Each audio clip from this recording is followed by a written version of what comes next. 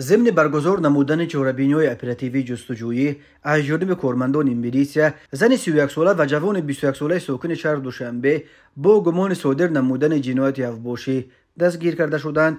گمان بر شوندگان 2 سپتامبر سال 2023 تخمینا ساعت 09:30 دقیقه در کوچه زرافشان پایتخت از احسیات افباشی با یکدیگر مناقشه نموده، سپس زن 31 ساله با کارد یک مرتبه به قفس سینه جوان 21 ساله زده است که در نتیجه جبر دیده جراحت‌های جسمانی برداشته در بیمارخانه بستری گردیده است.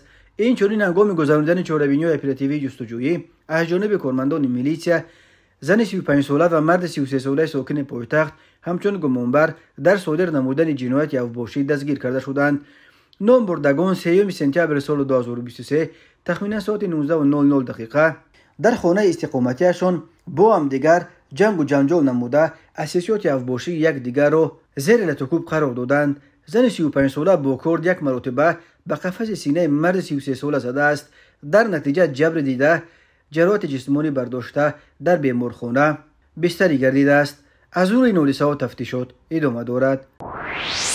به شعبه وزارت کارهای داخله در نویه اسماعیل سامانی با عریضه زن 40 ساله ساکن نویه مذکور مراجعت نموده است که ماه آگوست سال 2019 در کوچه جورای فیامین نویه زن 31 ساله ساکن پایتخت با روی فریب به باوریش در آمده از او $12,000 امریکایی گرفته تا حال مبلغش را برنگردانیده است. از روی حادثه مذکور تفتیشات ادامه دارد.